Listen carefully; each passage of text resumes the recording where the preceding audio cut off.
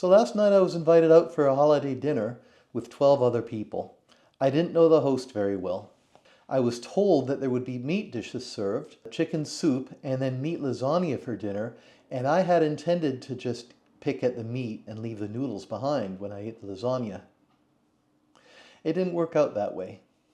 It was a pretty formal dinner, 12 of us sitting around a dining room table with all the best china and everything, and the chicken soup turned out to contain noodles and rice, as well as different vegetables.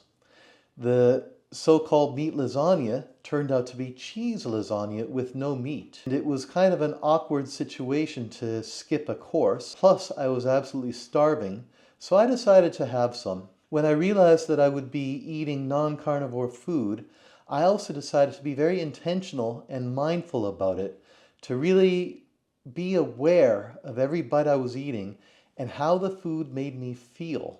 What I noticed was, especially with the lasagna, I couldn't get enough. I gave myself half a serving and then I just wanted more.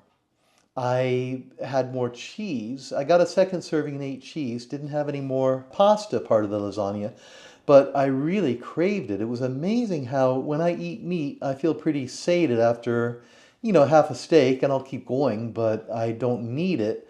I don't have that desire to just keep shoveling food in my mouth, but I really felt it last night, both with the lasagna and the chicken noodle soup. Dessert was served. It was cookies and ice cream with all kinds of toppings. I did not eat any cookies. I did not have any cut toppings, but I did eat a scoop of ice cream. I was surprised how speedy I felt after the dinner. It was a lot of carbs, and with the ice cream, it was quite a bit of sugar, and it really felt like a caffeine high for the next 45 minutes to an hour. I got home, I really craved more ice cream, more sweets, went to bed, fell asleep, woke up this morning, I didn't crave anything, but I did feel some brain fog. I was groggier than I usually am after 6.5 hours of sleep, which was definitely the ice cream talking. So I wanted to share this experience because I'm sure a lot of you are having challenges. It's Christmas Eve today, it's the morning as I talk, and I'm sure we're all going to be facing challenges tonight and tomorrow if we have holiday dinners. It was very interesting. I saw right away my big mistake. Two mistakes actually. I did not eat before the dinner, so I was very hungry, and I didn't bring anything of my own. My brother and his wife were at this dinner. They are both vegans. They both brought vegetarian lasagna. They had also been told there were things that would be appropriate for them to eat, but they've been vegans for 30 years, and they've been through this process before, so they brought their own food. They brought some hummus for appetizers and plant-based crackers, and they brought their lasagna. I did not do that. I assumed that there would be something I'd be able to eat that would be carnivore, that wouldn't be mixed with other things, and that was where it fell apart for me. If I'm ever in this situation again, I'm going to bring a course for myself. They were very discreet about it. They knew it was a lasagna, so they brought vegetarian lasagna, and they did it in a way that not everyone would realize what they were doing. They just served their own lasagna on the side, and then were at the table with a plate that looked like everyone else. If I were to do this again, I would probably figure something out for ground meat with a creamy sauce or something, cheese on top, and make that my dinner. The host was very accommodating, or hostess. She didn't mind. I guess it's single gender world now, so I'll say the host. She didn't mind that they did that. She was relieved that she didn't have to cook an extra dish. And to be perfectly honest, if you're invited to dinner, it's not the host's responsibility, in my mind, to handle everybody's non-standard diet request. Some people will ask, and some hosts will, but if we eat non-standard diets like carnivore or vegan, like my brother, it's really on us to make sure that we have the food we need and to take care of ourselves so we're not tempted to slip. It's no one's fault but my own that I wasn't prepared for that dinner last night. The other thing I wanted to say is, it is the holiday season, and quite likely we're going to slip at some point during this time. I'm sure many of my viewers have sat through a dinner already this holiday season where there weren't any appropriate things to eat, so you make an allowance and eat something that seems like the best thing on the table but is not carnivore.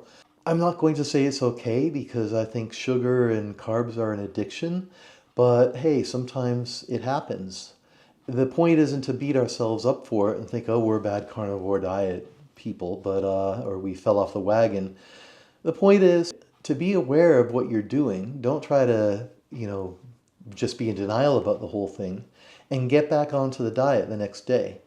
For breakfast today, I had some fried pork belly and 6 fried eggs fried in the bacon fat. For dinner, I do have a Christmas Eve dinner to go to. I'm going to make that ground beef with some cheese and some egg yolks and something very rich that I'll be happy with, and that I know that it's going to be what I eat, and I'm not counting on anybody else to come up with the right food for me. It was a little glitch. I learned that I didn't feel that great this morning, and I'm pretty happy on the carnivore diet. I want to tell all of you who are watching this that are having your own challenges with food this weekend, it's not the end of the world if you have a slip.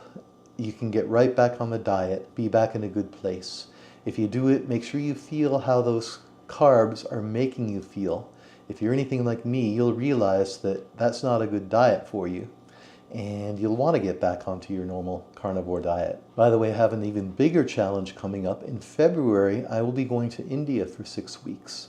I have no idea how I'm going to stay on the carnivore diet while I'm there. February 7th marks my 6-month anniversary, and who knows, I may have to do a modified carnivore or keto diet while I'm in India. I'll be traveling in some pretty remote places. I'm actually doing a meditation retreat for a week up in the Himalayas, and then I'll be going to Varanasi, Bodh Gaya, some other cities in that area, and then Kathmandu. It's going to be interesting to see how I can integrate my new diet with traveling to exotic places, but that's for another video. But for now, do your best to stay on the diet for the next couple days through Christmas. Challenging time of year, I know. The slip isn't the end of the world. If you do slip, you can always get back on the diet tomorrow. Just make sure you make the commitment that you will. Food's a funny thing. We talk about addiction, carb addiction, sugar addiction, and yeah, I do believe these are addictions.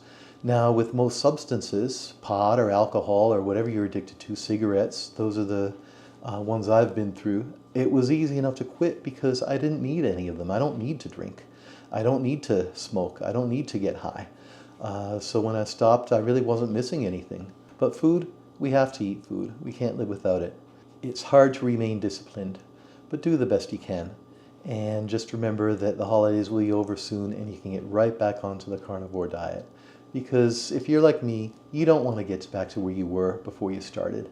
I've lost 65 pounds and I really don't want to have to do that again. Good luck. Happy holidays, and I will see you in the next video.